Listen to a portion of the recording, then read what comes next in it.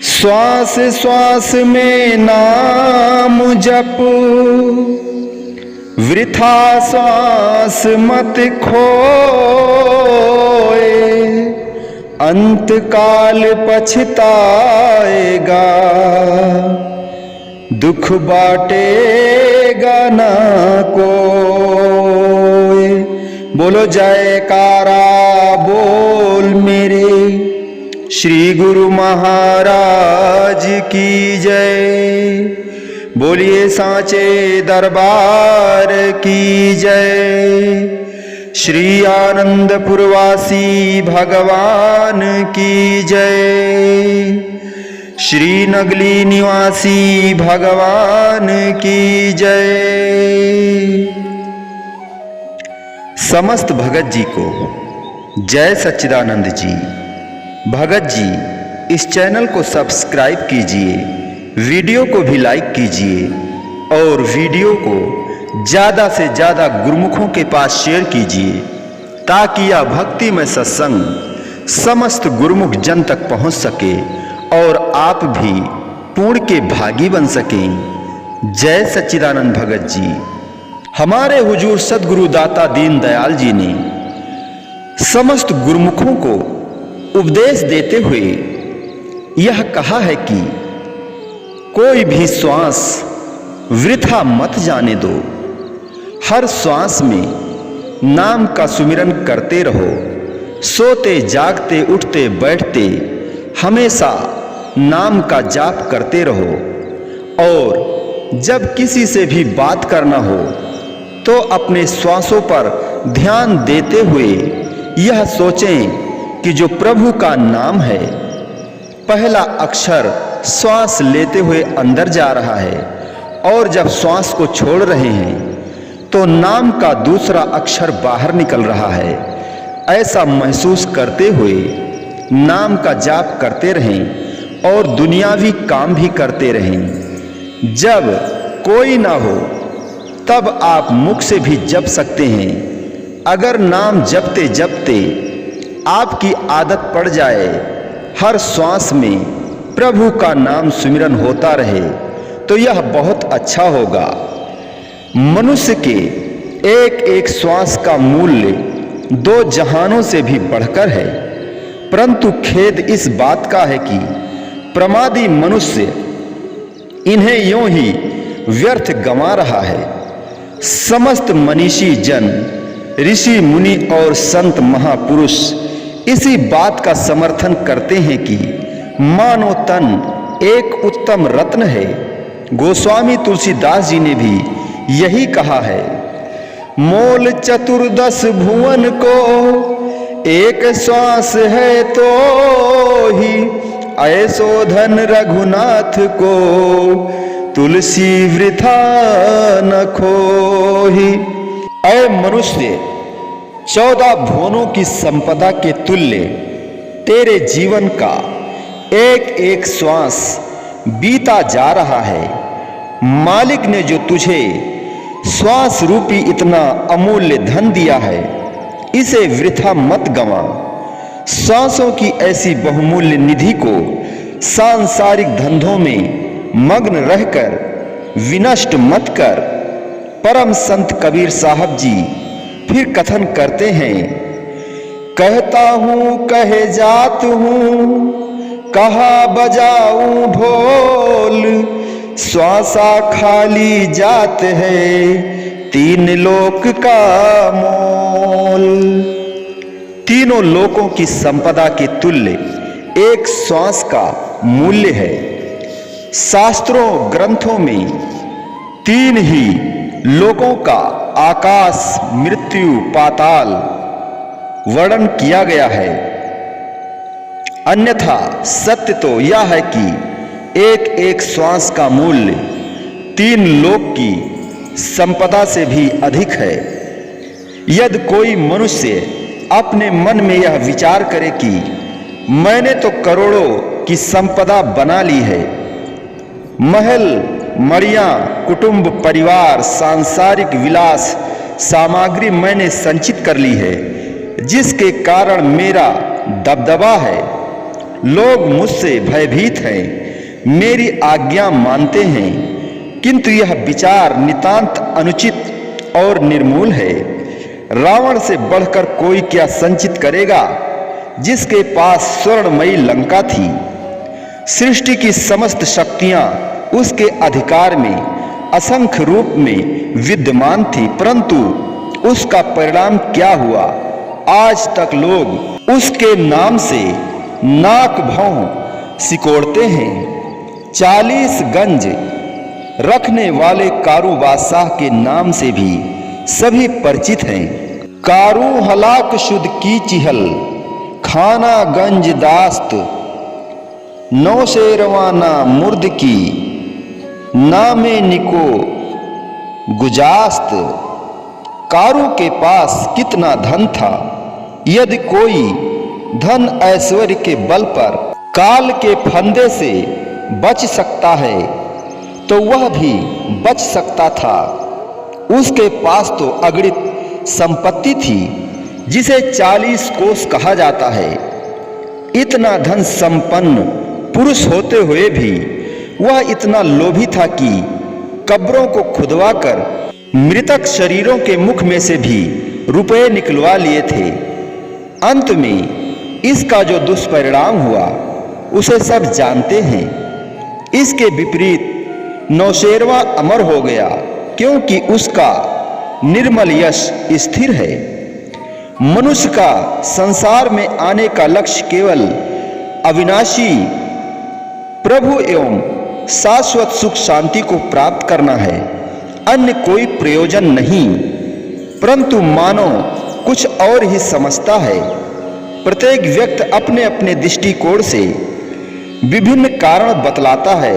लोभी की दृष्टि में मनुष्य शायद दौलत संचित करने, आविष्कारक की दृष्टि में शायद कई वस्तुओं का आविष्कार करने, वैज्ञानिकों की दृष्टि में कोई नूतन अन्वेषण करने, सम्राटों व बादशाहों की दृष्टि में अन्य राज्यों को परास्त कर अपने राज्य को बढ़ाने, और विद्वानों की दृष्टि में मनुष्य विद्वता प्राप्त करने के लिए ही आया है। परंतु ऐसा समझना सर्वथा भूल है। यह तो नाशवान क्षण भंगुर है, अंत तक कोई भी वस्तु साथ देने वाली नहीं है। यात्रा में मिले हुए यात्रियों के सदृश बिलग होने वाली है। संतों की वाणी है, ऐसो दुर्लभ जात शरीर, राम नाम भज लागे तीर। गए बेड़ु बलि गहे कंस, दुर्योधन गए बूढ़े वंश। पृथु गए पृथ्वी के राव, विक्रम गए रहे नहीं काव। छौ चकवे मंडली के छार, अजहु हो नर देखु विचार। गोपी चंद भल कीन्हो जोग, रावण मरिगो करते भोग। जात देख असु सबके नाम, कहें कबीर भजु राम राम। परम संत श्री कबीर साहब जी की वाणी है कि अय जीव, तेरे इतने दुर्लभ और मूल्यवान शरीर की अवधि बीती जा रही है, इसलिए तू नाम का स्मरण कर, ताकि भवसागर के किनारे लग सके। क्योंकि इस संसार में बड़े बड़े चक्रवर्ती और बलवान राजा बेड़ु बलि और कंस जैसे भी स्थिर नहीं रह सके। दुर्योधन जैसा शक्ति संपन्न राजा जो 12-12 मील अपनी साज सज्जा व सेना सहित सम्मान पूर्वक छत्र की छाया में भ्रमण करता था, अपने आप को इतना बलशाली समझने वाले राजा की संपूर्ण शान को महाबली काल ने धूल में मिला दिया। वह स्वयं तो काल का ग्रास बना ही, साथ में अपने कौरव कुल को भी नष्ट कर गया। संपूर्ण भूमंडल पर शासन करने वाले चक्रवर्ती राजा पृथु भी यहाँ से कूच कर गए, और विक्रम जैसा प्रसिद्ध पराक्रमी राजा का शरीर भी चला गया। अय मनुष्य, तू अभी भी विचार कर देख कि बेड़ु बलि कंस दुर्योधन पृथु और विक्रम ये 6 नृपति बड़े ही पराक्रमी और बलशाली थे, जो कि क्रूर काल के ग्रास बन गए। फिर साधारण जीव किस गिनती में है कि वह अपने तन व शक्ति का गर्व करे। इस शरीर व धन वैभव की नश्वरता को देखकर राजा गोपी चंद ने योग साधना में मन लगाया। परिणाम स्वरूप वह आज अमर है। इसके विपरीत रावण जो सदा भोगों में फंसा रहा, वह काल का ग्रास बनकर अपयश का भागी बना। इसलिए अय मनुष्य, इस प्रकार सबके नश्वर शरीर को नष्ट होते देखकर तू नाम के जाप में अपने मन को लगा, क्योंकि यह अल्प जीवन स्वप्नवत है। जैसे रात्रि में स्वप्न देखते हैं परंतु प्रातः होते ही वह विलुप्त हो जाता है। यह जगत नश्वर है और मानुष तन भी क्षण भंगुर है। बाल्यकाल, यौवन, वृद्धावस्था और मृत्यु आज शरीर की विभिन्न अवस्थाएं इस बात का प्रमाण है कि यह काया काल का खिलौना है और मृत्यु के मुख का ग्रास है। आगामी क्षण का भी कुछ पता नहीं कि उसमें क्या होने वाला है, इसलिए प्रमाद कदापि नहीं करना चाहिए। आगाह अपनी मौत से कोई बशर नहीं, सामान 100 बरस का पल की खबर नहीं। किस कदर सोचने और ध्यान देने की बात है कि भरोसा तो एक श्वास का नहीं परंतु मनुष्य कई वर्षों के लिए सुख सामग्री जुटा रहा है। यह कितनी महान भूल है। सैकड़ों बार ठगा जाता है फिर भी उसे बोध नहीं। फकीरों का कौल है कि गाफिले जे एहतियाते नफ्स, एक नफ्स मवास, शायद हमी नफ्स नफ्से वापसी बवद। ऐ मानो, तू श्वास के यातायात से कभी प्रमाद ना कर। कदाचित यही श्वास तेरा अंतिम श्वास हो। भली भांति ध्यान रखना है कि ये श्वास कितने अनमोल हैं। अतः अपने समय को विचार करते हुए व्यतीत करना चाहिए, क्योंकि मनुष्य जिस समय अथवा वक्त की प्रतीक्षा में था, शताब्दियों जिसके लिए प्रभु चरणों में विनय कर रहा था, वही अवसर अब जीव को उपलब्ध है। अब इस उपलब्धि को गफलत में पढ़कर यदि व्यर्थ में नष्ट कर दिया जाए तो अत्यंत दुख की बात है। अच्छे समय की ताक में तू रहता था मुदाम, अच्छे समय की ताक में तू रहता था मुदाम। भाग से जो आ मिला तो चेतता नहीं। फकीर कहते हैं कि जिस सौभाग्यशाली अवसर की सदैव तुझे खोज या तलाश रहती थी, अकस्मात जब वह प्राप्त हो गया है तो तू उसका सम्मान नहीं करता है अथवा चैतन्य होकर उसका सदुपयोग नहीं करता।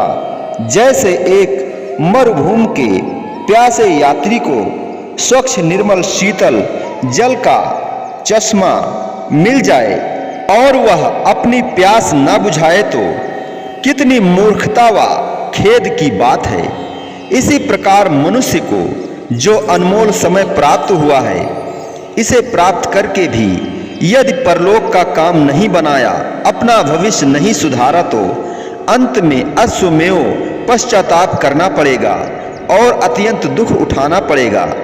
जैसे संतों का कथन है, जिन्हा मघर बीज रलाया से लुड़सन बिछ बिसाख, जिन्हा सुतया समय गवाया सिर पायन उड़ायन खाक, जिन्हा रहाय अकबबूल से कित्थो चासन द्राख, इत्थे करंसो अगे पायन यह वेद सुनायन साख।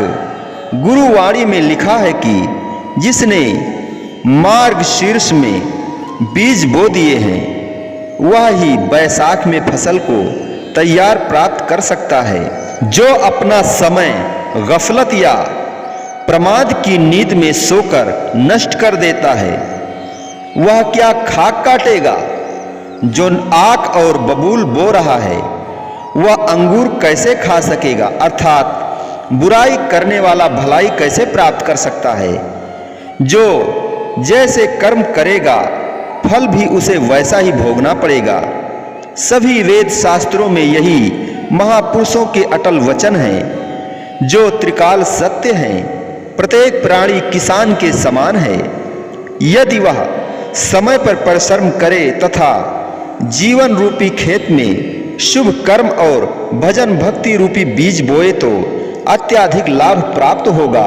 अन्यथा यदि गफलत में पड़ा रहा और कुछ ना किया तो महान हानि का मुख देखेगा। अंत समय पश्चाताप के अतिरिक्त कुछ प्राप्त न होगा। महापुरुष तो बारंबार चिताते और गफलत की निद्रा से जगाते हैं। इस वक्त ही कुछ विचार कर ले, फेर वेला नहीं हथ आवड़ेदा, टूटा शीशा ना कारीगर जोड़ सके, भज्या मोती ना फेर गढ़ावड़ेदा, डिगा फल ना डाली दे नाल जुड़दा, फिटिया दूध ना फेर जमावड़ेदा, सब संत पुकार दे साईं लोका, एहो बेलाई रब दे पावड़ेदा। मनुष्य यदि समय पर अपना काम नहीं करता तो फिर कार बनाने का ऐसा सुअवसर पुनः कब प्राप्त होगा? जिस प्रकार टूटे हुए कांच को कारीगर दोबारा नहीं जोड़ सकता, मोती यदि टूट जाए तो उसे जोड़ा नहीं जा सकता। जो फल एक बार टहनी से गिर जाता है उसे शाखा में फिर से लगा सकना असंभव है। तथा जिस प्रकार फटे हुए दूध को जमाकर दही नहीं बनाया जा सकता, इसी प्रकार मनुष्य जन्म का सुदुर्लभ अवसर जब एक बार हाथ से निकल गया तो लौट कर आने का नहीं है। सब संत महात्मा पुकार पुकार कर यही कह रहे हैं कि मालिक से मिलने का यही सुअवसर है तथा यह बार बार हाथ नहीं आएगा। जन्म जन्मांतरों के पुण्य कर्मों के प्रताप से मानुष जन्म की प्राप्ति हुई है। यदि समय का उचित मूल्यांकन न किया तो कैसे काम बनेगा? मानव की अपनी अमूल्य निधि श्वास है। ऐसे अनमोल एवं दुर्लभ पदार्थों के बदले में ऐसी ही वस्तु प्राप्त करनी चाहिए जो उससे भी अधिक कीमती व बहुमूल्य हो। ऐसी सर्वोत्तम सर्वश्रेष्ठ व अमूल वस्तु मालिक की भक्ति ही है। परंतु अज्ञानी जीव तो इस अमूल्य निधि को क्षणिक रस उपभोगों में लुटाता जा रहा है। परम संत श्री कबीर साहब जी जीवों पर करुणा करते हुए उन्हें समझाते हैं, जाकी पूंजी श्वास है, छिन आवे छिन जाए, ताको ऐसा चाहिए रहे नाम लो लाए। फरमाते हैं कि श्वास प्रतिक्षण आते जाते रहते हैं। नाम के बिना प्रतिदिन हजारों श्वास व्यर्थ चले जाते हैं। जिनकी निजी पूंजी व वास्तविक जायदाद ही यही है, फिर उन्हें तो प्रत्येक क्षण उसी में लीन रहना चाहिए अथवा मालिक की भक्ति में संलग्न रहना चाहिए। जीव तो माया की मदिरा का पान करके बेसुध हो रहा है। इसे अपने लाभ हानि का कुछ ज्ञान नहीं है। किसी मनुष्य की कोई अमूल्य वस्तु अथवा कोई आभूषण खो जाए तो वह उसी की खोज में रात दिन एक एक कर देता है, परंतु यह तो लाखों करोड़ों की हानि हो रही है, उसकी किंचित परवाह नहीं करता। संत महापुरुष जीव की इस दयनीय दशा से द्रवित होकर उसे चेतावनी देते हैं। 24,000 खर्च बंदेदा, आमदन मूल ना थीवे, जिस बंदे नु इतना घाटा वो बंदा क्यों जीवे। जो श्वास भजन भक्ति के निमित्त व्यतीत होते हैं वह मानो मनुष्य की आय है, क्योंकि मानव की यही वास्तविक पूंजी संचित हुई है। विपरीत इसके जो श्वास विषय सेवन तथा भोग विलास में व्यतीत होते हैं, मानो श्वासों का अव्यय है। अब विचार करना है कि जिस व्यक्ति के दिन रात के 8 पहर में 24,000 श्वासों का अपव्यय होता जा रहा है, पर आय नाम मात्र भी न हो तो इतना अधिक घाटा अथवा टोटा सहन करने वाला जीवित ही कैसे रह सकता है। फारसी का एक कवि कहता है कि बरहाल आकस बिबायद गिरिस्त की पैदा कुनद नौजदह खर्च बीस्त। संत जन उस व्यक्ति के प्रति खेद प्रकट करते हैं कि जिसकी आय 19 रुपये है किंतु उसका व्यय 20 रुपये है। इस अनुपात से विचार करें कि जब एक एक श्वास अमूल्य संपदा के तुल्य हो तथा वह भजन के बिना व्यतीत हो जाए तो कितनी भारी हानि है। धन संपत्ति की हानि को महापुरुष विशेष महत्व नहीं देते। धन का नुकसान उनकी दृष्टि में विशेष हानिकर नहीं है, परंतु बहुमूल्य मानुष जीवन के श्वासों का जो अपव्यय हुआ उसके लिए महापुरुषों को अति दुख एवं खेद होता है। क्या यह साधारण हानि है? गफलत में जीवन के क्षणों का जो अपव्यय होता है, यह हानि तो अनुमान से भी परे है। कोई व्यक्ति किसी अन्य व्यक्ति को एक वस्तु अमानत के रूप में दे दे तथा जब वह उसे वापस मांगे तब उसे वह वस्तु न मिले तो उसे अमानत का अपव्यय कहा जाता है और यह बहुत बड़ा नैतिक अपराध है। इसी प्रकार हमें जो अमूल्य श्वास प्राप्त हुए हैं मालिक की दी हुई अमानत है, अस्तु इसे व्यर्थ गंवा देना उसकी अमानत में बेईमानी अथवा अपव्यय करने का अपराध है जो सर्वथा अक्षम्य है। इसलिए श्वासों को व्यर्थ नहीं गंवाना चाहिए। अतएव मानव जन्म का महत्व इसी में है कि जीव अपने श्वासों को भजन भक्ति में लगाकर जीवन की सफलता प्राप्त करे। बोलो जयकारा बोल मेरे श्री गुरु महाराज की जय। बोले साचे दरबार की जय। श्री आनंदपुरवासी भगवान की जय। श्री नगली निवासी भगवान की जय। समस्त भगत जी को जय सच्चिदानंद जी।